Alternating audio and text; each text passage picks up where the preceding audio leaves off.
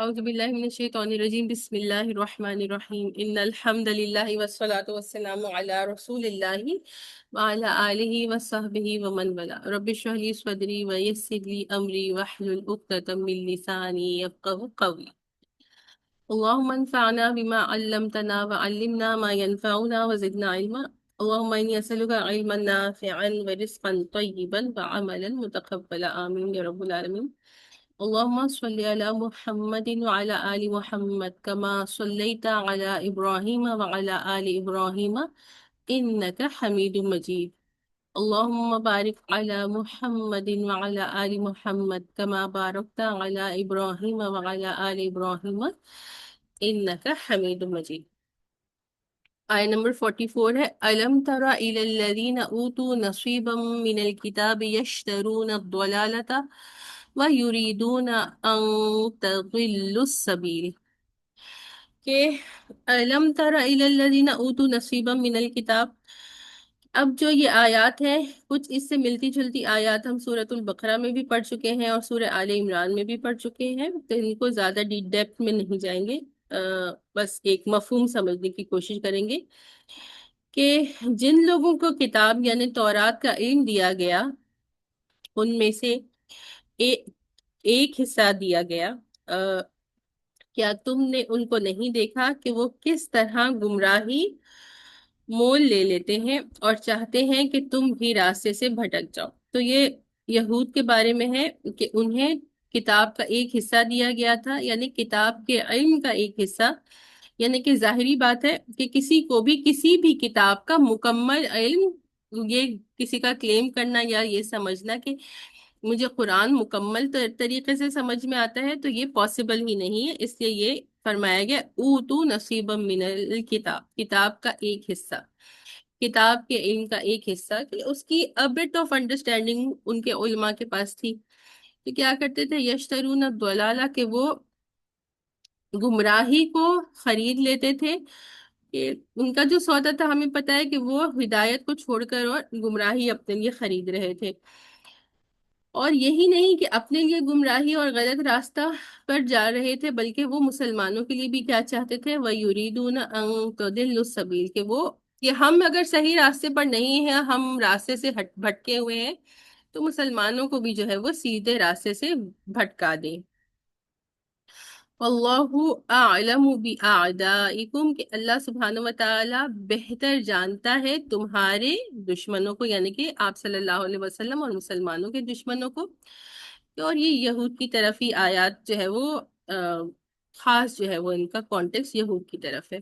وَكَفَى بِاللَّهِ وَلِيًّا وَكَفَى بِاللَّهِ نَصِيرًا، اور اللہ سبحانہ وتعالی کافی ہے رکھوالا بننے کے حساب سے یا حامی و ناصر بننے کے حساب سے. وَكَفَى بِاللَّهِ نَصِيرًا، اور اللہ سبحانہ وتعالی کافی ہے مددگار کے طور پر، کہ اگر اللہ تعالیٰ تمہارے ساتھ ہے تو پھر کیا ہے کہ وہ تمہارے لیے جو ہے وہ حمایتی کی حیثیت سے بھی کافی ہے، اور وہ تمہارے لیے جو ہے وہ مددگار کی حیثیت سے بھی کافی ہے، کہ اب تمہیں کسی اور حمایت کی اور کسی اور مددگار کی ضرورت ہی نہیں ہے. کہ یہودیوں نے آپ صلی اللہ علیہ وسلم اور مسلمانوں کے خلاف کتنی جو ہے وہ چالیں چلیں، کتنے جو ہے وہ منصوبے بنائے، کچھ ابھی آگے بھی ہم پڑھ لیتے ہیں. لیکن کیا ہوا کہ کیونکہ اللہ سبحانہ وتعالی رسول اللہ صلی اللہ علیہ وسلم اور مسلمانوں کے ساتھ تھے، تو اس وجہ سے وہ جتنی بھی چالیں چلتے تھے، جتنے بھی منصوبے بناتے تھے، اس میں سے کوئی بھی منصوبہ کامیاب نہیں ہو پایا. اگلی آیت نمبر دیکھتے ہیں 46، تھوڑی سی لمبی آیت ہے.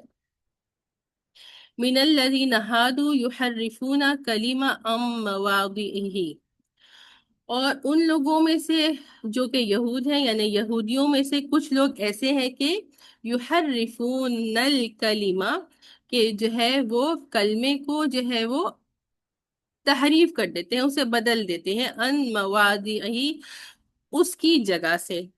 وَيَقُولُونَ، اور وہ کہتے ہیں، سمعنا وَعَصَيْنَا، کہ ہم نے سنا اور ہم نے نافرمانی کی. وَاسْمَعْ غَيْرَ مُسْمَعٍ، کہ آپ سنیں اور آپ کو نہ سنایا جائے. وَرَاعِنَا، اور ہماری طرف جو ہے وہ نظر کرم کیجئے. لیم بِأَلْسِنَتِهِمْ، اپنی زبانوں کو مروڑتے ہوئے یا اپنی زبانوں کو جو ہے وہ ٹوسٹ کرتے ہوئے، وَطَعْنًا فِي الدِّينِ، اور دین میں تانا زنی کرتے ہوئے، وَلَوْ أَنَّهُمْ قَالُوا سَمِعْنَا وَأَطَعْنَا، اور اگرچہ وہ کہتے، کیا کہتے کہ قالوا سمعنا، ہم نے سنا اور ہم نے اطاعت کی، واسمع، اور آپ سنیے، وانظرنا، اور ہماری طرف نظر کرم فرمائیے، لکانا خیر لہم، تو ان کے لیے وہ بہتر ہوتا، واقوم، اور زیادہ سیدھا ہوتا، ولکن لعنہم اللہ بکفرہم، اور اللہ سبحانہ وتعالی نے جو ہے وہ ان پر لعنت فرمائی ہے ان کی کفر کی وجہ سے، فلا یؤمنون الا قلیلا، اور ایمان نہیں لائیں گے ان میں سے سوائے کے چند لوگ۔ تو یہ ترجمہ میں نے کر دیا، اس کو اب جو ہے وہ پارٹ بائی پارٹ آیا بتا دیتی ہوں۔ 46 سے پارٹ میں چھوٹے چھوٹے پیسز میں سمجھتے ہیں کہ کیا پہلی بات ہے کہ یہودیوں میں سے کچھ لوگ ایسے ہیں کہ وہ کیا کر رہے ہیں، تورات میں تحریف کر رہے ہیں، اور اس کے جو ورڈز ہیں ان کو ان کی جگہ سے جو ہے وہ ہٹا رہے ہیں۔ اب اس جو یحرفون الکلمہ عن مواضعہ، اس کے دو معنی ہو سکتے ہیں کہ لٹرلی بھی انہوں نے کیا کیا کہ اس میں چینجنگ کر دیے، کہ الفاظ جو تورات کے تھے ان کو بدل دیا، اور دوسرا اس میں کیا ہو سکتا ہے کہ الفاظ کو تو نہیں بدلا لیکن اس کی انٹرپریٹیشن یا تفسیر کو بدل دیا۔ تو آج جب اللہ سبحانہ و تعالیٰ نے قرآن کے بارے میں تو وعدہ کر لیا نا کہ ہم جو ہے وہ اس کی حفاظت کرنے والے، ہم نے اسے نازل کیا ہے اور ہم ہی اس کی حفاظت کرنے والے ہیں، تو یہاں پر کیا ہو رہا ہے ہمارے لیے تو یہ بات ہے کہ ورڈز تو قرآن کے کوئی بھی چینج نہیں کر سکتا، ورڈز چھوڑے ایک زبر زیر پیش بھی کوئی چینج نہیں کر سکتا اپنی مرضی سے، لیکن ہمیں کس بات کا خطرہ ہے، ہمیں اس کی انٹرپریٹیشن یا تفسیر کے چینج ہونے کا خطرہ ہوتا ہے، کہ بہت سارے لوگ ہوتے ہیں جو ڈیوینٹ سیکٹس ہیں وہ بھی قرآن کی آیات ہی کو لے کر اور ان کی اپنی طرف سے یا اپنی سمجھ کے مطابق تفسیر کر دیتے ہیں، اور لوگوں کو دیکھتے ہیں کہ دیکھیں قرآن میں تو یہ لکھا ہوا ہے، اور پھر لوگ پریشان ہو جاتے ہیں۔ کتنی دفعہ ایسے میرے پاس میسج آتے ہیں کہ دیکھیں باجی یہ ہمیں جو ہے انہوں نے کہا اور انہوں نے یہ پیش کی، تو پھر اس میں کیا ہے کہ قرآن کی تفسیر وہی تفسیر جو ہے وہ قابل قبول ہوگی جو کہ آپ صلی اللہ علیہ وسلم اور صحابہ کرام اور اس کے بعد تابعین جو ارلی 3 جنریشن سے ان سے جو تفسیر ہمیں ملی ہے، ہم اسی تفسیر کو آگے ایکسپلین کریں گے، ہم اپنی سمجھ سے یا اپنے عقل سے جو ہے وہ کسی چیز کی تفسیر نہیں کر سکتے۔ تو یہ بات ہو گئی۔ اب سب سے جو زیادہ تحریف تھی یہودیوں نے وہ کس معاملے میں کی تھی بتائیے؟ اتنی دفعہ الحمدللہ ہم لوگ جو ہے وہ کر چکے ہیں، تو یہ بتائیے کہ جو تحریف تھی اس میں سب سے میجر پارٹ کیا تھا تحریف کا؟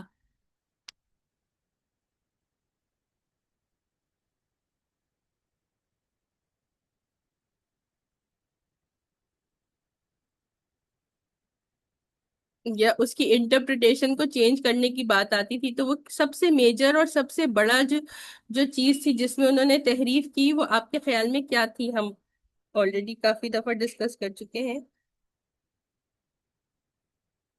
رسول اللہ صلی اللہ علیہ وآلہ وسلم سے متعلق جو آیات تورات میں موجود تھیں وہ ان آیات کو چھپاتے تھے، اور پھر اگر کوئی کسی کو یہ شک ہو جاتا تھا اور وہ جا کر اپنے علماء سے کہتا تھا کہ یہ تو وہی نبی آخر ہیں جن کا ہم اتنے صدیوں سے انتظار کر رہے تھے، تو وہ کہتے تھے کہ نہیں نہیں یہ وہ نہیں ہے، اور اپنی طرف سے انٹرپریٹیشن بدل دیتے تھے کہ دیکھیں ہم وہ تو یوں نہیں تھے۔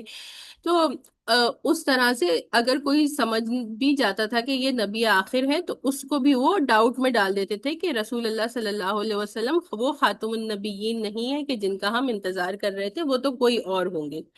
تو آپ صلی اللہ علیہ وسلم سے متعلق جو باتیں تھیں، جو آیات تھی، سب سے زیادہ جو تحریف انہوں نے کی وہ ان آیات میں کی۔ وَيَقُولُونَ، اب وہ کچھ ایسی باتیں کہتے تھے کہ زبان سے وہ کچھ کہتے تھے اور اس کا جو ہے وہ مطلب ان کے دل میں کچھ اور ہوتا تھا۔ وَيَقُولُونَ، پہلی بات وہ کیا کہتے تھے؟ سَمِعْنَا وَعَصَيْنَا۔ اب لٹرل اس کا کیا مطلب ہوتا ہے؟ سمعنا، ہم نے سنا اور ہم نے نافرمانی کی۔ تو جب کہتے تھے تو وہ کہنے کا ان کا جو عرب کا جو طریقہ ہوتا تھا اس کے حساب سے کیا بات ہوتی تھی کہ ہم نے سنا، یعنی ہم نے آپ کی بات سن لی اور آپ کے مخالفین کی جو ہے وہ نافرمانی کی، کہ آپ صلی اللہ علیہ وسلم کی بات سننے کے بعد آپ کے مخالفین کی جو ہے وہ نافرمانی کی، لیکن ان کے دلوں میں کیا بات ہوتی تھی، اس کی لٹرل میننگ کہ سمعنا، ہم نے سنا، آپ کو سنا اور آپ کی بات کی ہی جو ہے وہ نافرمانی کی۔ تو یہ ایک بات ہو گئی۔ پھر دوسری بات وہ کیا کہتے تھے، اسمع غیر مسمعین، کہ آپ سنیے غیر مسمعین اور آپ کو نہ سنایا جائے، یعنی اس ٹرم کو عرب میں کس طرح سے کہا جاتا تھا کہ آپ سنیے اور آپ کو کوئی ناگوار بات نہ سنائی جائے، آپ کو کوئی ایسی بات نہ سنائی جائے جو آپ کے لیے ناپسندیدہ ہو۔ تو دراصل عرب میں یہ ایک دعا ہے، اسمع غیر مسمعین، کہ اگر ہم کسی کو یہ دعا دینا چاہیں کہ آپ کو کوئی بری بات نہ سنائی جائے تو یہ ٹرم یوز کی جاتی ہے۔ لیکن کیا یہاں پر بات، ان کا جو کہنے کا طریقہ اور دل میں جو انٹینشن ہوتی تھی وہ کیا کہتے تھے، اسمع غیر مسمعین، کہ آپ سنیے، آپ ہماری بات سنیے۔ غیر مسمعین کا وہ کیا اپنے دل میں وہ کرتے تھے خیال یا انٹرپریٹیشن، ان کے اپنے حساب سے اس کا مطلب کیا ہوتا تھا کہ آپ کو کوئی اچھی بات نہ سنائی جائے، کہ آپ صلی اللہ علیہ وسلم دل سے تو ان کی یہ انٹینشن ہوتی تھی کہ آپ کو ہمیشہ نقصان پہنچے اور آپ کو تکلیف دہ بات سنائی جائے۔ تو غیر مسمعین وہ یہ سمجھ اپنے دل میں وہ دل میں خیال کرتے تھے کہ آپ صلی اللہ علیہ وسلم کو کوئی بھی اچھی بات جس سے آپ کو خوشی ہو وہ نہ سنائی جائے۔ پھر یہ والی بات جو کہ سورۃ البقرہ میں ہم کر چکے ہیں، وراعینا، رائنا کے بارے میں کیا یاد ہے آپ لوگوں کو؟ جس کو یاد ہے وہ ذرا جلدی سے شیئر کر لے۔ الحمدللہ کچھ لوگ آ گئے ہیں، ابھی بھی کچھ لوگ نہیں آئے ہیں۔ رائنا کے بارے میں کسی کو یاد ہے تو جلدی سے بتا دیں ورنہ میں ہی بتا دوں گی۔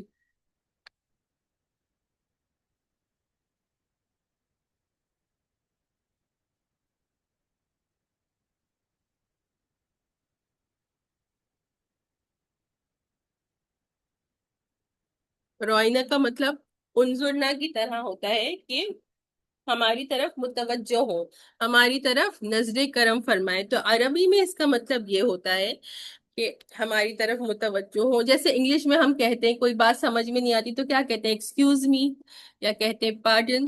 تو اسی طرح سے عربی میں رائنا، لیکن دل میں وہ کیا خیال کرتے تھے، یا دل میں ان کی کیا بولنے کی انٹینشن ہوتی تھی کہ رائنا جو ہے وہ ان کی زبان کیا تھی، ان کی زبان تو عربی نہیں تھی، ان کی زبان قریانی زبان تھی۔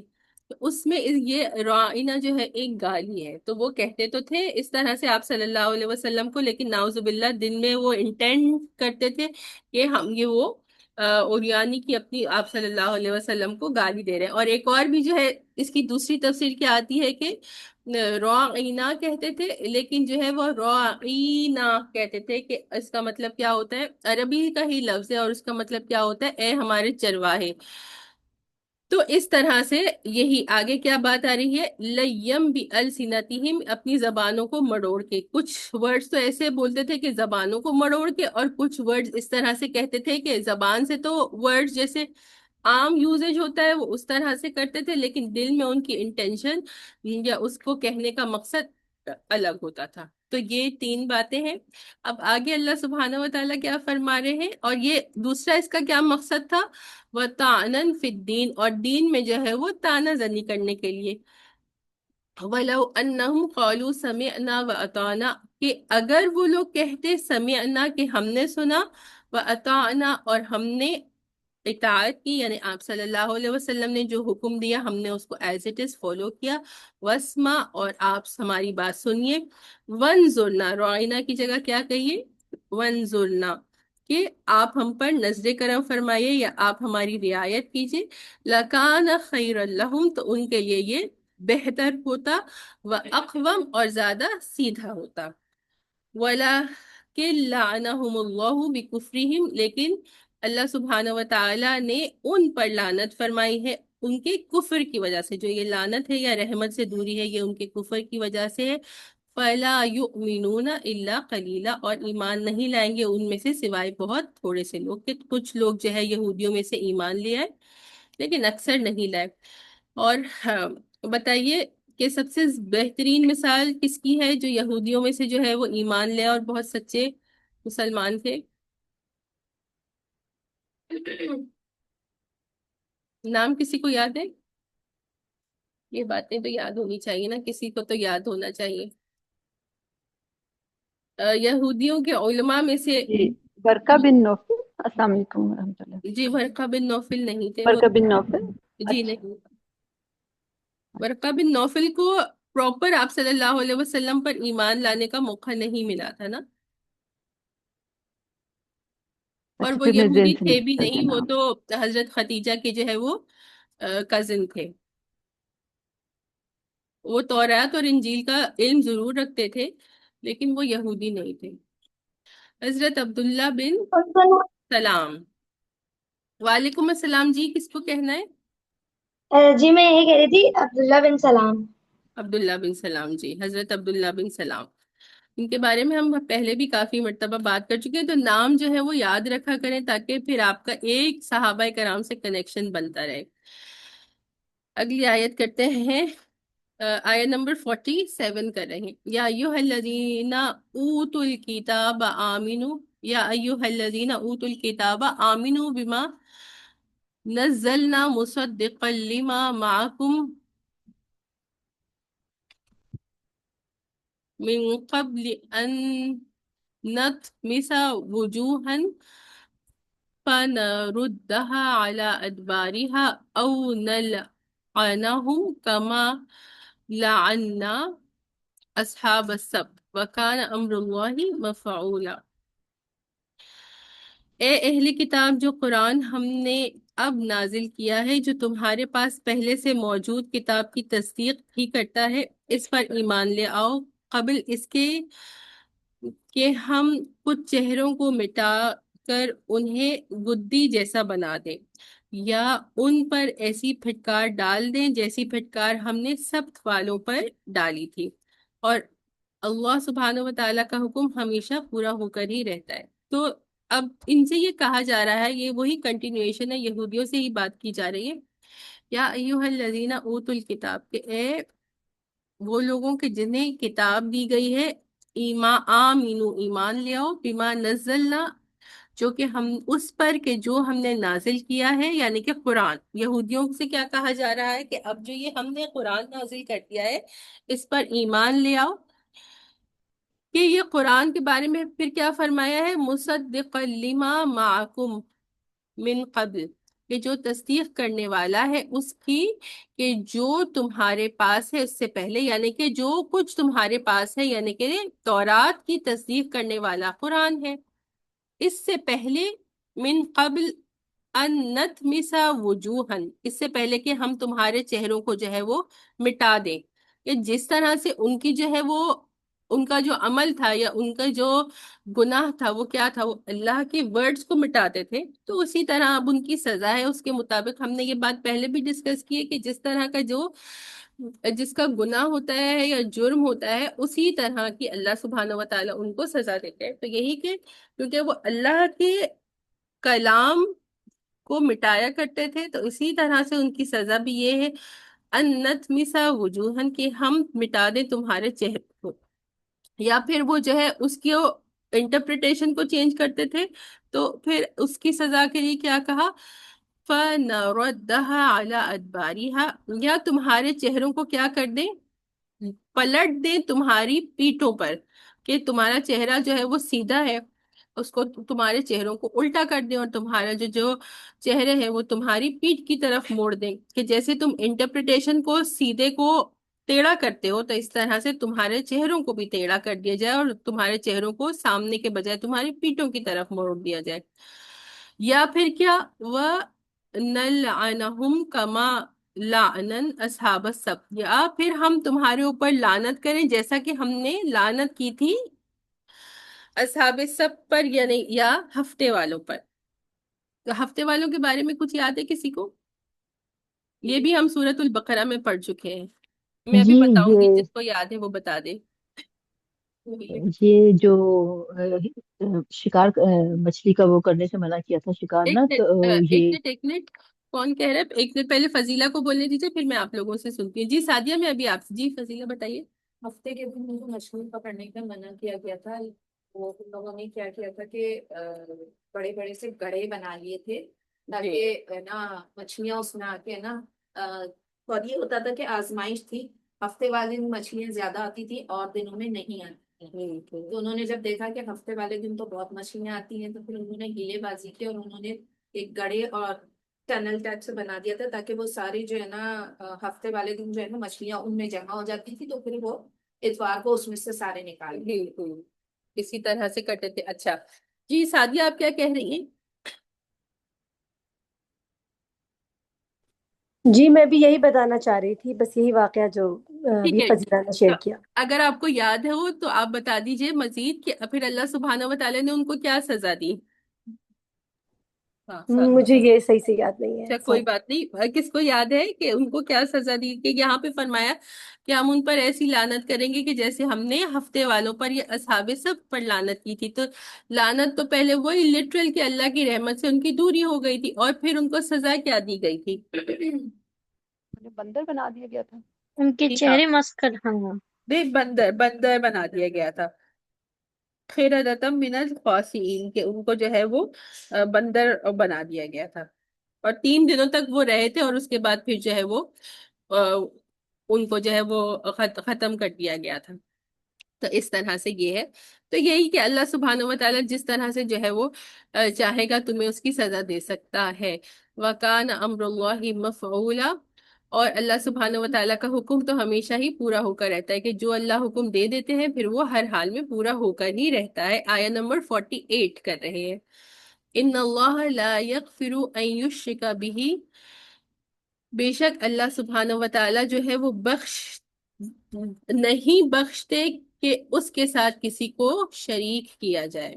وَيَغْفِرُ مَا دُونَ ذَلِكَ، اور اس کے سوا وہ جو چاہتے ہیں وہ اس کو بخش دیتے ہیں، اس کو معاف کر دیتے ہیں. ذَلِكَ لِمَن يَشَاءُ، ذَلِكَ یہ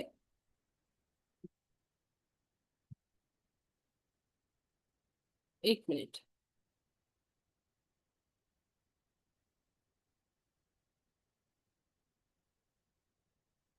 یہ اس کے لیے ہے کہ جس کے لیے اللہ سبحانہ و تعالیٰ چاہے، یعنی کہ جس کے لیے اللہ چاہے اس کے گناہوں کو وہ معاف کر دیتا ہے. لیکن وہ کس گناہ کو معاف نہیں کرتا؟ وہ شرک کو وہ معاف نہیں فرماتا.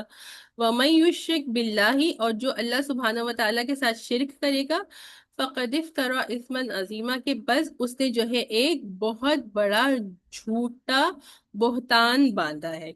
کہ شرک کرنا، اللہ کے ساتھ کسی اور کو اس کا شریک یا اس کا برابر ٹھہرانا جو ہے وہ گناہ عظیم ہے، یا ایسا بڑا جو ہے وہ افطرا. افطرا کا مطلب کیا ہوتا ہے؟ جھوٹ باندھنا، کسی پر ایک بہت بڑا جھوٹ باندھنا. تو اس سے کوئی بڑا جھوٹ ہو ہی نہیں سکتا، کہ اللہ کے برابر تو کوئی ہے ہی نہیں نا. تو اگر اللہ کی ذات تو وحدہ لا شریک ہے، وہی احد اور صمد ہے، وہ تو اس کے برابر آپ کسی مخلوق کو ٹھہرا دیں تو اس سے بڑا کوئی جھوٹ اور افطرا ہو ہی نہیں سکتا. اب آیا کہ پہلے پارٹ میں کیا بات ہو رہی ہے کہ اللہ سبحانہ و تعالیٰ کسے معاف نہیں کرتے؟ شرک کو. کہ اگر زندگی میں کسی نے شرک کیا ہے اور وہ شخص جو ہے وہ توبہ کرنے سے پہلے مر گیا، تو اب اس کو جو ہے وہ اللہ سبحانہ و تعالیٰ کسی حال میں معاف نہیں فرمائیں. لیکن کسی نے شرک کیا اور توبہ کر لی تو اللہ تعالیٰ اس کو معاف فرما دیں گے. اور اس کے علاوہ، شرک کے علاوہ جتنے بھی دوسرے گناہ ہیں، وہ بے شک صغیرہ گناہ ہو، وہ بے شک کبیرہ گناہ ہو، تو اللہ سبحانہ و تعالیٰ جس کو چاہے گا اس کے جتنے گناہ چاہے گا وہ اتنے گناہ معاف کر دے گا. کہ اس کے بارے میں تفسیر میں کیا آتا ہے کہ کچھ لوگوں کا کیا ہوگا کہ انہوں نے گناہ کیے اور اس کو اس کی سزا کہاں پر مل گئی؟ دنیا میں مل گئی. اور دنیا کے بعد آگے اس کو کوئی سزا اللہ نے نہیں دی، یہ اللہ کی مرضی ہے. پھر دوسرا کیا ہو سکتا ہے کہ دنیا میں سزا دی اور اس کے بعد نیکسٹ کہاں سزا مل سکتی ہے؟ آخرت سے پہلے عالم، جی قبر میں، عالم برزخ یا قبر میں. تو اللہ تعالیٰ چاہے تو قبر میں ان کو عذاب دے دیں، اور اس کے بعد آخرت میں جب حساب کتاب ہو تو جب وہاں پہ نہ. کہ اس شخص کے بارے میں بات کر رہے ہیں کہ جس نے شرک نہیں کیا اور اس کے علاوہ گناہ کیے ہیں. یا پھر اللہ سبحانہ و تعالیٰ چاہے تو دنیا میں سزا دیں، یا قبر میں سزا دیں، یا پھر آخرت میں سزا کس طرح سے دیں؟ کہ اس کا جتنا گناہ ہے اتنے عرصے کے لیے اس کو آگ میں ڈالیں، جب اس کا سزا پوری ہو جائے تو پھر اس کو وہاں سے نکال کر اور جنت میں داخل کر دیں۔ کہ اہل سنت والجماعت کا کیا عقیدہ ہے کہ جو مسلمان ہیں جنہوں نے گناہ کیے ہیں وہ ابدی طور پر جہنم میں نہیں رہیں گے، وہ کچھ عرصے کے لیے یعنی جو گناہ گار ہے وہ انہوں نے جو گناہ کیے ہیں ان کو اس کی سزا ملے گی، اس کے لیے جہنم میں ان کو ڈال دیا جائے گا، لیکن پھر جب سزا پوری ہو جائے گی تو ان کو جہنم سے نکال کر جنت میں داخل کر دیا جائے گا۔ لیکن پھر وہی بات ہے کہ اس آگ کا ایک پل، ایک لمحہ وہ اتنی زیادہ خوفناک، اللہ تعالیٰ بچا لے ہمیں ایک پل کے لیے، ہم بہت گناہ گار ہیں لیکن اپنے فضل سے اپنے کرم سے ہمیں بچا لے کہ ہم ایک پل اس میں نہ جائیں، اپنے اعمال کی وجہ سے نہیں بلکہ اللہ کے فضل کی وجہ سے۔ تو یہ اس طرح سے اس کی تفسیر آ گئی۔ اگلی آیت دیکھتے 49۔ أَلَمْ تَرَ إِلَى الَّذِينَ يُزَكُّونَ أَنفُسَهُم بَلِ اللَّهُ يُزَكِّي مَن يَشَاءُ وَلَا يُظْلَمُونَ فَتِيلًا۔ کیا تم نے ان لوگوں کو نہیں دیکھا ہے جو اپنے آپ کو بڑا پاکیزہ بتاتے ہیں، حالانکہ پاکیزگی تو اللہ سبحانہ و تعالی جس کو چاہتا ہے عطا کرتا ہے، اور اس عطا میں ان پر ایک دھاگے کے برابر بھی ظلم نہیں کیا جائے گا۔ کہ تزکیہ نفس کیا ہے؟ یہاں پہ تزکیہ نفس کی بات کی جا رہی ہے۔ یزکونا جو اپنے آپ کو پاک کرتے ہیں یا اپنا تزکیہ نفس کرتے ہیں، ہم اس کا ترجمہ کریں گے۔ تو تزکیہ نفس کیا ہے؟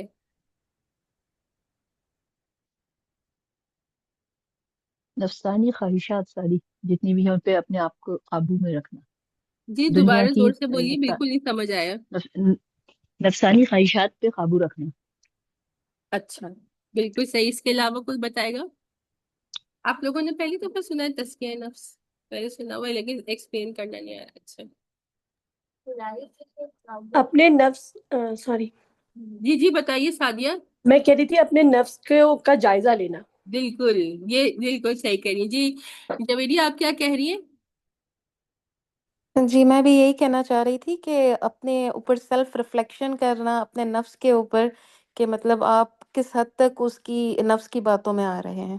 بالکل، سب سے پہلے یہی دیکھنا کہ اپنے آپ کا جو ہے وہ ایگزامن کرنا کہ میرے اندر کیا کیا خرابیاں ہیں، کیا کیا کمزوریاں ہیں، کیا کیا برائیاں ہیں، اور پھر اس کے بعد کیا ایک آپ کا پروسیس سٹارٹ ہو جاتا ہے امپروومنٹ کا کہ میرے اندر جو خرابیاں ہیں اس کو میں گریجولی ختم کرنے کی یا اپنے اندر سے دور کرنے کی کوشش کروں گا۔ تو اس چیز کو جو ہے وہ تزکیہ نفس کہتے ہیں۔ کہ کچھ لوگ ہیں، اگر آپ اپنے آپ کے ایک چھوٹی سی مثال دیکھ لیں کہ آپ نے دیکھا اور آپ کو لگ رہا ہے کہ میں فون بہت زیادہ یوز کر رہا ہوں، آپ کو ریئلائزیشن ہونی چاہیے کہ یہ چیز غلط ہے، اور پھر آپ نے کوشش کی کہ میں اس کو ٹھیک کر رہا ہوں، یا میں رات کو دیر سے سو رہی ہوں، ایک چھوٹی جو سمپل ہماری وہ ہے۔ اور اس کے علاوہ اور بہت ساری کہ عبادات کے اصل تو تزکیہ نفس جو ہے وہ کیا ہے، وہ عبادات کے حساب سے کہ ہمیں کوئی دیکھے کہ پتہ چل رہا ہے کہ میں نے جو ہے وہ نماز تو میں پڑھ رہی ہوں لیکن میں وقت پہ نہیں پڑھ رہی، یا میں ٹال مٹول کر کے نماز پڑھ رہی ہوں، کہ نماز تو میں پڑھ رہی ہوں میرے نماز میں خشوع نہیں ہے۔ اس طرح سے عبادات کے حساب سے ہر کوئی بہتر جانتا ہے کہ کہاں میری کمی اور کوتاہی آ رہی ہے، تو اس کو ریئلائز کرنا اور اس کو بہتر کرنے کی کوشش کرنا۔ تو یہ تزکیہ نفس جو ہے، سب سے پہلے تو یہ کہ انسان اپنا تزکیہ نفس نہیں کر سکتا ہے، تزکیہ نفس تو اللہ سبحانہ و تعالی جس کا چاہتے ہیں اس کا کرتے ہیں۔ اور پھر اس کے کرنے کا اللہ تعالیٰ کا کیا اصول ہے کہ انسان اگر دل سے اپنے آپ کو بدلنا چاہتا ہے یا اپنے آپ کو امپروو کرنا چاہتا ہے اور اس کے لیے ایک ایفرٹ کرتا ہے، تو پھر اللہ سبحانہ و تعالیٰ کی طرف سے مدد ہوتی ہے اور اللہ اس کا تزکیہ نفس فرماتے ہیں۔ اور اگر کوئی جو ہے وہ سرکشی میں اور برائیوں میں لگا ہوا ہی ہے، اپنی طرف سے نہ دل میں انٹینشن ہے اور نہ کوئی ایفرٹ ہے، تو پھر ایسے لوگوں کا اللہ سبحانہ و تعالیٰ تزکیہ نفس نہیں فرماتے ہیں۔ ولا یظلمون فتیلا، اور اس پر جو ہے وہ فتیلہ کسے کہتے ہیں؟ فتیلہ جب ہم وہ کھاتے ہیں نا کھجور، اب جب کھجور سب کے پاس یقیناً ہوں گے، آپ کھائیں گے تو کھجور کے اوپر جو اس کی گٹھلی کے اوپر ایک دھاگے جیسے چھوٹا سا پارٹ نکلتا ہے، اس کو فتیلہ کہتے ہیں۔ تو وہ کتنا چھوٹا، معمولی اور حقیر، اور اس کی کوئی ویلیو نہیں ہوتی ہے نا، بالکل۔ اکثر لوگوں نے تو شاید نوٹس بھی نہیں کیا ہو کہ وہ دھاگا نکلتا ہے، سب نے کیا نوٹس کہ وہاں سے گٹھلی میں سے ایک دھاگی جیسی چیز نکلتی ہے، آپ نے کیا طوبہ کا بھی نوٹس؟ تو اس کو فتیلہ کہتے کہ تو یہ کیا کہا جا رہا ہے کہ بالکل بھی کسی پر اللہ سبحانہ و تعالیٰ کی طرف سے ظلم نہیں ہوگا. انسان یہ جو اپنے اوپر ظلم کرتا ہے، اللہ سبحانہ و تعالیٰ کسی پہ ظلم نہیں فرماتے. آیا نمبر ہے 50. انظر کیف یفترون علی اللہ الکذب وکفی باللہ اثما مبینا. دیکھو یہ لوگ اللہ پر کیسے کیسے جھوٹے بہتان باندھتے ہیں اور وکفا بھی اثما مبینہ، وہ اور کافی ہے بھی اس کے لیے یہ کیا، ایک جو ہے وہ کھلا ہوا گناہ. کہ اللہ پر بہتان باندھنا، اللہ پر جھوٹ باندھنا جو ہے وہ کافی ہے ایک، یعنی it's a clear and a big sin. کہ اب اگر کوئی یہ کر رہا ہے تو پھر اب مزید اگر وہ گناہ کرے یا نہ کرے، اتنا ہی گناہ کرنا جو ہے وہ بہت زیادہ اور انف ہے. الم تر الی الذین، اگلی آیت ہے الم تر الی الذین اوتوا نصیبا من الکتاب یؤمنون بالجبت. یہ بھی یہودیوں کے بارے میں ہے. اس کا ایک وہ ہے کہ جو واقعہ ہے وہ میں اس کے بعد سناتی ہوں. الم تر الی الذین اوتوا نصیبا من الکتاب، کہ کیا آپ نے نہیں دیکھا ہے ان لوگوں کو کہ جن کو کتاب کا ایک حصہ دیا گیا، یعنی کہ یہودی. یؤمنون بالجبت، کہ وہ ایمان لاتے ہیں کس پر؟ جبت کو کس کو کہتے ہیں؟ بتوں کو. بتوں پر وہ ایمان لاتے ہیں. یہودی کیا بتوں پر ایمان لائے تھے؟ بتوں کی کو پوچھتے تھے؟ نہیں نا. اچھا، تو تھوڑا سا سٹرینج لگ رہا ہے کہ یہاں پہ اللہ سبحانہ و تعالیٰ کہہ رہے ہیں کہ وہ تو جو ہے وہ بتوں پر ایمان لے آئے. طاغوت، اور طاغوت کا یہاں پر میننگ کیا ہے؟ شیطان نا. لیکن طاغوت کا کیا مطلب ہوتا ہے؟ کوئی بھی وہ نظام جو اللہ کے نظام کے خلاف ہے، اس نظام کو بھی طاغوت کہتے ہیں. وَيَقُولُونَ لِلَّذِينَ كَفَرُوا، اور وہ کہتے ہیں ان لوگوں سے کہ جنہوں نے کفر کیا ہے. یہاں پر کفر اوتو نصیبا من الکتاب یعنی کہ یہود، اور للذین کفروا یعنی کہ مشرکین مکہ. تو یہودی مشرکین مکہ کو کیا کہتے؟ سنیے، آپ کو بھی حیرت ہوگی. ہؤلاء اہدی من الذین آمنوا سبیلا، کہ یہ تو راستے پہ زیادہ ہدایت یافتہ ہے ان لوگوں کے مقابلے میں کہ جو ایمان والے ہیں. کہ یہ یہودی کیا کہتے تھے مشرکین مکہ سے کہ تم لوگ جو ہے وہ زیادہ راستے پر ہو، سیدھے راستے پر ہو مسلمانوں کے مقابلے میں. اب حیرت کی بات ہے نا کہ وہ بھی کتاب والے تھے، وہ آپ صلی اللہ علیہ وسلم کے بارے میں جانتے تھے کہ آئیں گے، اور آپ کے آنے کے بعد وہ یہ بھی جان گئے تھے کہ یہی وہ نبی آخر ہے کہ جن کا ہم انتظار کر رہے تھے. لیکن اب جب مشرکین مکہ سے وہ ملتے تھے تو کہتے تھے کہ کیوں کہتے تھے وہ اس طرح کی بات؟ آپ کو کیا لگتا ہے کہ اتنی بے وقوفانہ بات وہ کیوں کہہ رہے ہیں؟ تاکہ کہیں یہ بھی ایمان نہ لے آئیں. اچھا، یہ بالکل ایک یہ بھی ریزن ہو سکتا ہے. اور دوسرا ریزن جو میں نے تفسیر میں پڑھا، وہ کوئی اور بتائے گا؟ میں کہہ رہی تھی کہ کیونکہ ان کے دل میں نبی صلی اللہ علیہ وسلم کے لیے بغض تھا نا. بالکل بیسٹ، سعدیہ نے بالکل ٹھیک کہا. یہی تفسیر میں کہ اتنی نفرت تھی آپ صلی اللہ علیہ وسلم سے، اتنا حسد اور بغض تھا کہ اس حسد اور بغض میں جب ہمیں کسی سے بہت نفرت ہو جاتی ہے تو اس کی کوئی اچھائی ہمیں، یہ ہیومن نیچر ہے، اس کی کوئی اچھائی ہمیں اچھائی ہی نہیں لگتی، وہ سب سے زیادہ برا لگتا ہے. تو اس نفرت میں آپ صلی اللہ علیہ وسلم سے وہ اس حد تک بڑھ گئے تھے کہ انہیں مشرکین ہی زیادہ جو ہے وہ سیدھے راستے پہ لگ رہے تھے. اب اس کا جو ہے وہ شان نزول کیا ہوا کہ اس سے پہلے جنگ احد کے بعد، اور جنگ احد دوسری تھی، پہلے تو بدر تھی، پھر اس کے بعد احد تھی، اور اس کے بعد تیسری جنگ کون سی تھی؟ مشرکین اور خندق یا غزوہ احزاب. جی، تو احد کے بعد جو ہے وہ کیا ہوا؟ اچھا، سب سے پہلے ہمیں یہ پتا ہے کہ یہودیوں نے جیسے ہی آپ صلی اللہ علیہ وسلم مدینہ آئے تھے تو آپ سے پیس ٹریٹی کر لی تھی، اور ایک کانٹریکٹ سائن ہو گیا تھا کہ آپ صلی اللہ علیہ وسلم اور مسلمانوں کا وہ ساتھ دیں گے اور ان کے خلاف کوئی اقدامات نہیں کریں گے. لیکن ویسے تو ٹریٹی انہوں نے کی تھی، لیکن اس کے باوجود بھی وہ جب بھی ان کو موقع ملتا تھا وہ مسلمانوں کو نقصان پہنچانے کی کوشش کنٹینیوسلی کرتے ہی رہتے تھے، اور مشرکین مکہ سے جا کر ملتے ہی رہتے تھے اور ان سے پلاننگ کرتے رہتے تھے کہ ہم مل کے مسلمانوں کو نقصان پہنچائیں گے. تو اسی طرح سے یہ ہوا کہ جنگ احد کے بعد بھی جو ہے وہ گئے اور انہوں نے جو ہے ان سے دوبارہ کہا کہ آپ جو ہے وہ اپنے لشکروں کو تیار کر کر مدینے پر تیسری مرتبہ اٹیک کریں. آپ باہر سے اٹیک کریں گے اور ہم اندر سے آپ کا ساتھ دیں گے، ہم اندر سے مسلمانوں کو، کیونکہ وہ مدینے کے اندر تھے.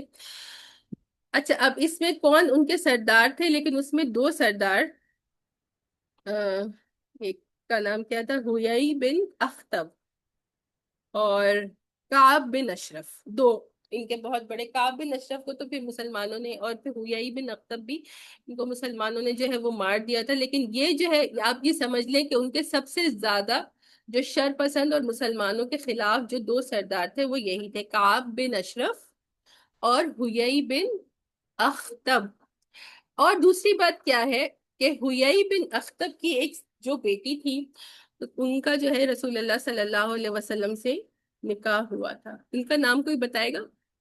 کون سی امہات المومنین کا نام ہے ڈیش بنت ہویئی؟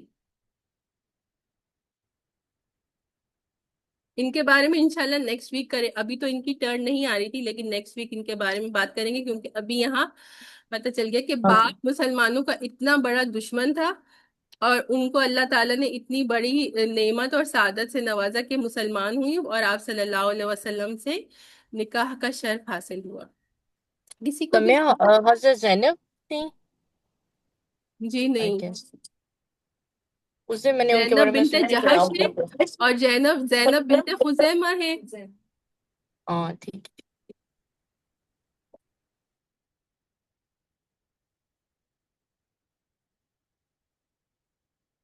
صفیہ بنت ہویئی یہودیہ تھی نا. یہ تو کسی نہ کسی کو پتہ ہی ہوگا کہ اسلام لانے سے پہلے حضرت صفیہ یہودیہ تھی اور اس کے بعد تو یہ ان کی بیٹی تھی. اچھا، تو یہ اسی طرح سے گئے اور جو جنگ احزاب کا وہ لوگ جو لشکر لے کر آئے تھے، یہ ان کی پلاننگ، یعنی انہوں نے جو یہاں سے اشورنس دی تھی کہ تم باہر سے اٹیک کرنا، ہم اندر سے تمہارا ساتھ دیں گے. تو پھر وہ وہاں سے 10,000 کا لشکر لے کر آئے تھے اور ان لوگوں نے وہاں پر جا کر جو ہے جو باتیں کی سب کچھ، تو اس میں یہی بات کی کہ مسلمانوں سے زیادہ سیدھے راستے پر تو تم لوگ ہو، تو ہم تمہارا ساتھ دیں گے. اور یہاں پر یہ جو بات کی جا رہی ہے نا کہ یؤمنون بالجبت، تو وہاں پر جو سردار تھے جن میں سب سے زیادہ ٹاپ اس وقت جو ڈیلیگیشن کے ساتھ ڈیلنگ کر رہا تھا وہ ابو سفیان تھے، جو ابھی تک ایمان نہیں لائے تھے. تو ابو سفیان نے کن سے کہا کہ ٹھیک ہے، تم اگر ہمارے ساتھ ہو تو ہمارے بتوں کو سجدہ کرو. تو ان دونوں لوگوں نے ان بتوں کو سجدہ تک کیا. تو جس پہ اللہ سبحانہ و تعالیٰ کہہ رہے ہیں کہ انہیں کتاب کا حصہ دیا گیا تھا، اس کے باوجود یہ ایمان لاتے ہیں بتوں پر، کہ وہاں پر جو اور طاغوت پر، یعنی کہ ان کا جو سسٹم تھا اس وقت، جو مکہ میں پورا سسٹم تھا وہ طاغوتی سسٹم تھا، شیطانی سسٹم تھا. تو یہ اس کا یہ شان نزول ہے. اور پھر ان کی اس پلاننگ کے بعد ہی کیا ہوا کہ مشرکین مکہ وہاں سے 10,000 کا لشکر لے کر آئے. اور پھر آپ سب کو پتہ ہے کہ جنگ تو ہو نہیں پائی. خندق حضرت سلیمان فارسی رضی اللہ عنہ کے کہنے پر جو ہے وہ کھودی گئی اور مقابلہ ایس سچ نہیں ہوا. اور پھر 24-25 دن تک وہ مدینے کے باہر خیمے لگا کر ویٹ کرتے رہے. پھر اللہ سبحانہ و تعالیٰ کی طرف سے کیا ہوا کہ بہت سخت آندھی آئی اور ان کے خیمے اڑ گئے. اور ان کو یہ بھی لگا کہ اتنا عرصہ ہو گیا ہے، کوئی جو ہے وہ پروگریس ہو ہی نہیں رہی. ہم جتنا ساز و سامان اپنے ساتھ، ظاہری بات ہے 10,000 کی اگر آرمی کوئی لے کر آتا ہے تو اس کو ڈیلی کھانے پینے کے لیے اور اس کی ریکوائرمنٹس اتنی زیادہ ہوتی ہیں. تو اب انہوں نے کہا ہمارا سامان بھی ختم ہو رہا ہے اور جنگ بھی نہیں ہو رہی. تو اور ظاہری بات ہے ان کے خیمے بھی اکھڑ گئے تھے. تو وہ اتنا اللہ نے ان کے دل میں روب ڈال دیا کہ وہ واپس چلے گئے. تو یہ ہویئی بن اخطب اور کعب بن اشرف کی پلاننگ کی وجہ سے ایسا ہوا تھا. اور اب یاد رکھیے گا کہ اگلے ویک ہم کس کے بارے میں بات کریں گے؟ صفیہ بنت ہویئی. اگلی آیت مبارکہ اولئک الذین لعنہم اللہ، یہی وہ لوگ ہیں کہ جن پر اللہ نے لعنت فرمائی. یعنی کہ بار بار کتنی ہم نے آیتیں پڑھ لی کہ جس میں اللہ سبحانہ و تعالیٰ کلیئرلی یہودیوں کے بارے میں کہتے ہیں کہ ہم نے ان پر لعنت فرمائی ہے، یعنی کہ رحمت سے دوری ہو گئی ہے. وَمَن يَلْعَنِ اللَّهُ فَلَن تَجِدَ لَهُ نَصِيرًا، اور جس پر اللہ سبحانہ و تعالیٰ کی لعنت ہو تو پھر وہ ہرگز کوئی مددگار نہیں پائے گا، کہ کوئی بھی پھر جب اللہ نے اس کو اپنی رحمت سے دور کر دیا تو اب کیا کوئی اس کو مددگار مل سکتا ہے؟ تو ہرگز اس کو کوئی مددگار نہیں ملے گا۔ آیت نمبر 53، ام لہم نصیب من الملک فَإِذَا لَا يُؤْمِنُونَ فَإِذَا لَا يُؤْتُونَ النَّاسَ نَقِيرًا، یا پھر ان کے پاس جو ہے وہ بادشاہت کا ایک حصہ ہے، اور اگر ایسا ہوگا تو پھر وہ لوگوں کو ایک نقیر بھی نہیں دیں گے، ایک چھوٹا سا نقیر جو ہے وہ اس کو کہتے ہیں جو چھلکا ہوتا ہے کھجور کے، کھجور کی گٹلی کے اوپر جو پلاسٹک جیسی ایک چھوٹی سی چیز ہوتی ہے، چھلکا سا آپ سمجھ لیں، بالکل فلم سی جو ہوتی ہے، اس کو کہتے ہیں نقیر۔ اگر اس طرح سے ان کو بادشاہت دے دی جائے یا ان کو کسی چیز کا اختیار دے دیا جائے تو وہ لوگوں کو کچھ بھی نہیں دیں گے۔ اچھا، تو اس میں کیا بات ہے کہ یہ سب کچھ جو پیچھے ہم نے بات کی کہ مسلمانوں سے ان کی اتنی جو ہے وہ زیادہ دشمنی ہے، اور وہ لوگ جو اس طرح سے بتوں پر ایمان لے آتے ہیں اور طاغوت پر ایمان لے آتے ہیں، اور جو کہتے ہیں کہ مشرکین مکہ مسلمانوں سے زیادہ ہدایت یافتہ ہیں، تو یہ کس وجہ سے؟ جیسے سعدیہ نے کہا کہ ان کی نفرت کی وجہ سے۔ اور نفرت کس وجہ سے تھی؟ کہ اس کا بیسک پوائنٹ وہی ہے جو میں ریپیٹ کروں گی، کہ وہ کیا چاہتے تھے؟ نبی آخر کا وہ انتظار تو کر رہے تھے، لیکن ان کا گمان کیا تھا کہ وہ نبی آخر کہاں سے آئیں گے؟ بنی اسرائیل سے آئیں گے، ہماری لینیج میں سے آئیں گے، لیکن نبی آخر جو ہے وہ ان کی لینیج میں سے نہیں ہے، بنی اسرائیل میں سے نہیں ہے، بلکہ بنی اسماعیل میں سے آ گئے۔ تو اس وجہ سے تو اللہ سبحانہ و تعالیٰ کہہ رہے ہیں کہ کیا ان کے پاس کوئی اختیار یا کوئی بادشاہت ہے، جو وہ یہ اس بات کے بارے میں اتنے شور تھے کہ جیسے اگر میرے پاس کوئی اختیار ہو تو مجھے کسی بات کی شورٹی ہو نا۔ ان کے اختیار میں تو کچھ بھی نہیں تھا، تو وہ اس بات کی کیسے شورٹی دے سکتے تھے کہ نبی آخر جو ہے وہ بنی اسرائیل میں سے آئیں گے؟ تو اختیار اور بادشاہت کس کے پاس ہے؟ اللہ سبحانہ و تعالیٰ کے پاس۔ تو اللہ سبحانہ و تعالیٰ جس کو چاہیں گے وہ اپنی ملکیت میں سے، اپنے اختیار میں سے جو ہے جو چاہے عطا کریں گے۔ تو اسی طرح سے نبوت دینے کی اگر کسی کو اتھارٹی ہے یا اختیار ہے تو وہ صرف اور صرف اللہ سبحانہ و تعالیٰ کی ذات ہے۔ اور پھر اگلے پارٹ پہ کیا فرمایا کہ اگر ان کے پاس کوئی اختیار یا بادشاہت کا کچھ حصہ ہوتا تو لوگوں کو وہ کچھ بھی نہ دیتے، کہ ان کی کنجوسی اور ان کے بخل کے بارے میں بتایا جا رہا ہے کہ یہ اتنے زیادہ کنجوس اور بخیل ہیں کہ جو اگر ان کے پاس اختیار ہوتا یہ تو یہ سب کچھ اپنے لیے رکھ لیتے اور کسی اور کو نہیں دیتے۔ جیسے ہم نے پہلے بھی کہا ہے نا کہ یہ لوگ کیا سمجھتے ہیں کہ ہم تو جو ہے وہ سپیریئر ہیں، اور جو دوسرے جو ہے وہ یہودی نہیں ہوتے، غیر یہود ہوتے ہیں، ان کو جینٹائلز کہتے ہیں نا۔ یہ جینٹائلز مطلب کہ ان کو تو اینیمل سمجھتے ہیں۔ کہ ہم جو دیکھتے ہیں کہ پیلسٹائن میں وہ اتنا سب کچھ کر رہے ہیں، اور ہم سوچتے ہیں کہ ویسٹ میں جہاں پر جو ہے وہ اینیملز کے اتنے رائٹس ہیں، ایک کوئی کسی اینیمل کے ساتھ کچھ ہو جاتا ہے، کسی بلی کے ساتھ خاص طور پہ، یا اگر کسی کتے کے ساتھ، اس کا ایک اتنا بڑا ایشو بنا لیا جاتا ہے، نیوز پہ آ جاتا ہے، اور اینیمل رائٹس اور اتنا شور کرتے ہیں۔ اور اس کے کانٹرری کیا ہو رہا ہے کہ فلسطین میں کس طرح سے جو ہے وہ بچوں کو، عورتوں کو، اور کسی کو کوئی فرق ہی نہیں پڑتا، ان کے دل کتنے پتھر ہوئے ہیں۔ مطلب ٹھیک ہے، ویسٹ تو صرف دور سے بیٹھ کر دیکھ رہی ہے اور باتوں کو ٹویسٹ کر کے ان کا میڈیا پیش کر رہا ہے، لیکن کرنے والا ہمارے گھر میں، اگر گھر میں بھی نہیں، لیٹ سپوز سڑک پر اگر ہم کوئی اینیمل نظر آ جاتا ہے، بلی نظر آ جاتی، کوئی کتا نظر آ جاتا ہے، کوئی چڑیا نظر آ جاتی ہے، کیا ہم اسے مار سکتے ہیں؟ ہم اس کے ساتھ ظلم کر سکتے ہیں؟ نہیں کر سکتے نا۔ لیکن یہ انسانوں کے ساتھ ایسے کیوں کر رہے ہیں؟ کیونکہ ان کو ایسے لگتا ہے کہ ہم ان کے ساتھ جو کچھ بھی کریں گے ہمیں کوئی اس کی جواب دہی نہیں ہے۔ تو یہ سب سے بڑی بات کیا بات سمجھ میں آتی، جب انسان کے دل میں اللہ کا خوف ہوتا ہے کہ اللہ تعالیٰ مجھے دیکھ رہے ہیں، اور دوسری بات اللہ کو جواب دہی، دا سینس آف اکاؤنٹیبلٹی، کہ میں نے یہ غلط کام کیا تو آخرت میں مجھے اللہ کو جواب دینا ہے، تو پھر وہ کوئی ظلم نہیں کر سکتا۔ اور جب اس کو یہ لگتا ہے کہ کوئی میرا پوچھنے والا ہی نہیں ہے تو وہ جو چاہے کر سکتا ہے۔ آیت 54 اسی کانٹیکس سے جس سے ہم بات کر چکے ہیں، وہ کنٹینیو ہے۔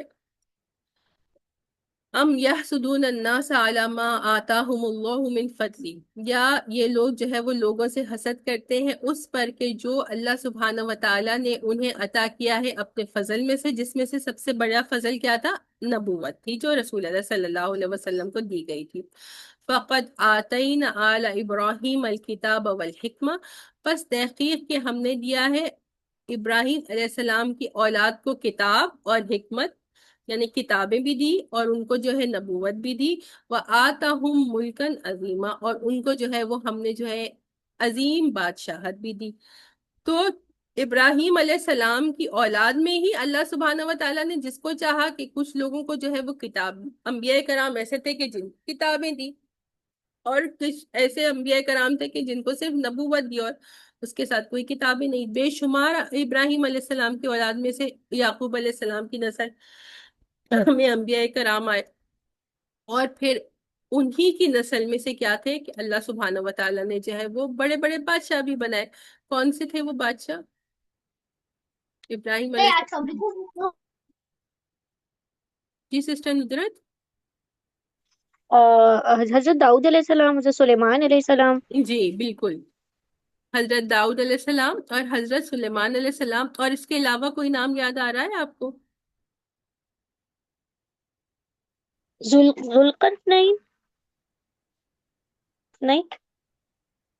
ذوالقرنین کے بارے میں خود شور نہیں ہوں کہ وہ ابراہیم علیہ السلام کی اولاد میں کسی طرح سے تھے یا نہیں تھے، مگر وہ ایک نیک بادشاہ ضرور تھے۔ کون سے پارے میں؟ دوسرے پارے کے اینڈ میں ہم نے پڑھا تھا نا، حضرت اسحاق، بادشاہ نہیں تھے حضرت اسحاق علیہ السلام، حضرت داؤد تھے یا سلیمان؟ حضرت داؤد علیہ السلام سے پہلے کس کو بادشاہت ملی تھی؟ جی جویریہ بتائیے۔ حضرت یوسف علیہ السلام۔ یوسف علیہ السلام، جی بالکل، لیکن دوسرے پارے میں جو ہم نے پڑھا ہے کہ بادشاہت جب انہوں نے بنی اسرائیل نے آ کر جو ہے وہ اپنے نبی سے کہا کہ ہمارے لیے ایک بادشاہ مقرر کر دیجئے کہ ہم جنگ کریں گے۔ باجی حضرت وہ دو لوگوں کی جنگ ہوئی تھی، مجھے ان کا نام ذہن میں نہیں آ رہا، وہ جنگ کے لیے گئے تھے، ہاں ایک بہت طاقتور تھا، مجھے ذہن میں ان کا نام نہیں آ رہا۔ بالکل، کس کے ذہن میں زیادہ تر؟ جی جالوت اور طالوت طالوت والا اور جو واقعہ ہے۔ طالوت اور یہ جو طالوت اور جالوت میں سے جو ہے وہ بادشاہ کون تھا؟ یہی یہ بھول تو جاتے ہیں۔ ہمیشہ کنفیوژن رہتی ہے۔ نہیں، بادشاہ تو جالوت علیہ السلام تھے، علیہ السلام میں کہہ رہی ہوں، سوری، جالوت جو ہے نا وہ بادشاہ تھے، لیکن پھر انہیں شکست دے کے پھر حضرت طالوت علیہ السلام کو بادشاہ بنا دیا گیا تھا۔ بالکل جی، تو یہاں پہ جو ہم بات کریں گے کہ وَآتَيْنَاهُمْ مُلْكًا عَظِيمًا، تو اس میں جو ہے وہ یہ ہے طالوت علیہ السلام، اور یوسف باجی علیہ السلام علیکم۔ السلام کو بھی جو ہے وہ بادشاہ تو نہیں تھے لیکن وہ ایک وزیر تھے۔ جی وعلیکم السلام۔ سمیہ باجی وہ نا ٹاپک تھوڑا سا پیچھے سے 1-2 منٹ پیچھے سے بول دیں گے، کنیکشن ڈسکنیکٹ ہو گئی تھی۔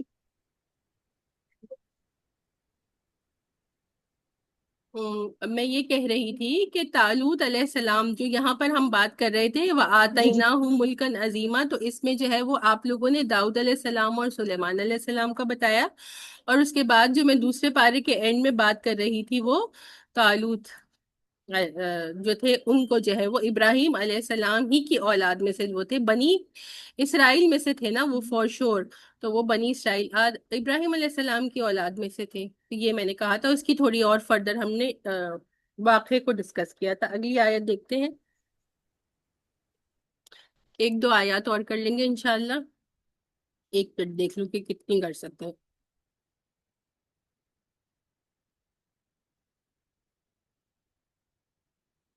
اوکے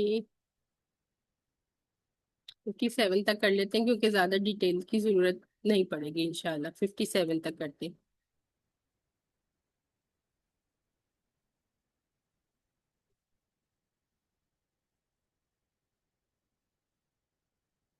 فَمِنْهُمْ مَنْ آمَنَ بِهِ وَمِنْهُمْ مَنْ صَدَّ عَنْهُ وَكَفَى بِجَهَنَّمَ سَعِيرًا، چنانچہ ان میں سے کچھ ان پر ایمان لائے اور کچھ نے ان سے منہ موڑ لیا، اور جہنم ایک اور جہنم ایک بھڑکتی آگ کی شکل میں ان کافروں کی خبر لینے کے لیے کافی ہے۔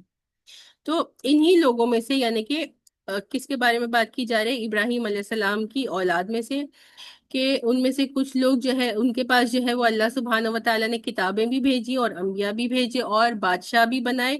تو ان میں سے کچھ لوگ، تمام لوگ تو ایمان لانے والے نہیں تھے، کچھ لوگ ایمان لیا اور کچھ لوگ جو ہے وہ انہوں نے جو ہے وہ منہ موڑ لیا۔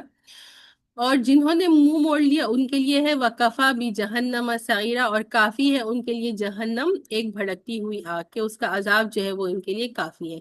پھر یہی بات ہوتی ہے، ہم بار بار اچھا اسی کے آگے آگے بات کی جا رہی ہے، ان الذین کفروا بآیاتنا فسوف نصلیہم نارا، کہ بے شک وہ لوگ کہ جنہوں نے کفر کیا ہے ہماری آیات سے، ان قریب ہم ان کو ڈال دیں گے آگ میں، کلما نضجت جلودہم بدلناہم جلودا غیرہا، کہ جب بھی جو ہے وہ ان کی کھال جو ہے وہ جل جائے گی تو ہم بدل دیں گے ان کی کھالوں کو، غیرہا اس سے الگ کھال سے یا اس کے علاوہ، یعنی کہ جیسے ان کی کھال آگ میں تو ان کو ڈالا جائے گا، اور دنیا میں کیا ہوتا ہے کہ جب ڈال دیا جاتا ہے تو ایک چیز جل جاتی، اور جلنے کے بعد پھر فائنلی کیا ہوتا ہے، جلتی رہتی، پھر فائنلی کیا ہوتا ہے، ختم ہو جاتی ہے وہ، بالکل جو ہے وہ ایشز ہو جاتے ہیں، ایشز کو اگر مزید آپ جلائیں تو وہ بالکل وائٹ پاؤڈر بن جاتی ہے، ایونچولی وہ ختم ہو جاتی ہے۔ لیکن یہ کہا جا رہا ہے کہ جب ان کو آگ میں ڈالا جائے گا تو ان کی کھالوں کی، کھال کا یہاں پہ ذکر کیوں کیا جا رہا ہے کہ جو پین ریسپٹرز ہوتے ہیں، جس جگہ سے ہم پین کو فیل کرتے ہیں، وہ ہماری اسکن پر ہوتا ہے، تو اسکن کے ذریعے ہم پین کو فیل کرتے ہیں، تو آگ میں ڈالا جائے گا وہ کھال جل جائے گی۔ اب جلنے کے بعد دنیا کی اگر ہوتے تو وہ ختم ہو جاتی، that is the and of the story. لیکن آخرت میں جو جہنم کی آگ ہے اس میں کیا ان کا عذاب ایسا ہوگا کہ کھال جو ہے وہ جلتی جائے گی، جب جل جائے گی تو پھر اللہ سبحانہ و تعالیٰ اس کھال کو بدل دیں گے۔ تو کتنی زیادہ، کہ تاکہ جو ان کی تکلیف ہے وہ کنٹینیوس رہے، اس میں کبھی کمی نہ ہو۔ اللہم اجرنا من النار، اللہ سبحانہ و تعالیٰ ہم سب کو آگ سے جو ہے وہ بچا لو۔ اچھا، اس کا یہی بتا رہے ہیں کہ کس لیے بدل دی جائے گی، لِيَذُوقُوا الْعَذَابَ، کہ وہ عذاب کا جو ہے وہ مزہ چکھتے رہیں، یعنی مزہ چکھنا تو نہیں ہے لیکن یہاں پر جو ہے وہ تنزیہ طور پر جو ہے وہ کہا جا رہا ہے کہ وہ اس کا جو ہے وہ عذاب کا مزہ چکھتے رہیں، یعنی عذاب کنٹینیوس ان پر ہوتا رہے۔ ان اللہ کان عزیزا حکیمہ، کہ اللہ سبحانہ و تعالیٰ کے بارے میں کیا دو نام آ رہے ہیں، ایک نام آ رہا ہے اللہ سبحانہ و تعالیٰ کا کہ وہ عزیز ہے، کہ وہ صاحب اقتدار ہے، کہ فل اتھارٹی ہے، کہ جو چاہیں جیسے چاہیں جب چاہیں کرتے ہیں۔ حکیمن، کہ حکیم کا کیا مطلب ہے، یہاں پر آ رہا ہے صاحب حکمت ہے، اور دوسرا مطلب ہوتا ہے کہ یہ اللہ کی حکمت ہے کہ جس کے لیے جو فیصلہ کرتے۔ لیکن حکیمن کا دوسرا مطلب کیا ہوتا ہے، حکم دینے والا۔ حکمت، ایک حکیم جو ہے وہ حکمت سے نکلتا ہے اور ایک حکیم جو ہے وہ حکم سے نکلتا ہے، کہ وہ جو حکم چاہے وہ جس کے لیے چاہے دے سکتے ہیں۔ آیت نمبر 57۔ اچھا، پھر وہی بات ہے کہ پہلے تو جہنم میں اور کافروں کے عذاب کے بارے میں بات کر دی گئی، اور پھر اب اس کا سائملٹینیس کانٹراسٹ جیسے قرآن میں بار بار آتا ہے کہ اب ایمان والوں کے لیے ان کا جو ہے وہ جزا کے بارے میں بات کی جا رہی ہے، والذین آمنوا وعملوا الصالحات، کہ وہ لوگ جو ایمان لائے اور انہوں نے صرف ایمان لانا کافی نہیں، اس کے بعد نیک عمل بھی کیے، سندخلهم جنات تجری من تحتها الانہار خالدین فیہا ابدا، تو ان قریب ہم ان کو داخل کریں گے ایسے باغات میں کہ جن کے نیچے نہریں بہتی ہیں، خالدین فیہا، وہ ابدا، وہ ہمیشہ کے لیے اس میں رہیں گے، لہم فیہا ازواج مطہرہ، اور اس میں ان کے لیے کیا ہے، پاکیزہ بیویاں بھی ہیں، وَنُدْخِلُهُمْ ظِلًّا ظَلِيلًا، اور ہم ان کو داخل کریں گے کس میں، گھنی چھاؤں میں، کہ وہاں پر جو ہے وہ آگ ہے، اور جہنم میں جیسے کیا بتایا کہ آگ ہے، کنٹینیوس آگ ہے، اور ایسا عذاب ہے جو کبھی ختم ہونے والا نہیں ہے، تو پھر یہاں پر کہا کہ ایسی چھاؤں ہے جو کہ جو ہے بہت گھنی ہے اور بہت خوشگوار ہے۔ تو بس الحمدللہ یہیں تک ہم آج رکھتے ہیں،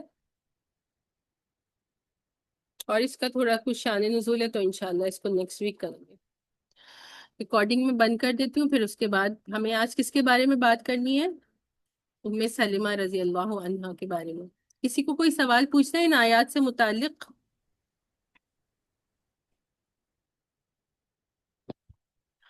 سبحانک اللہم و بحمدک، نشہد ان لا الہ الا انت، نستغفرک و نتوب الیک.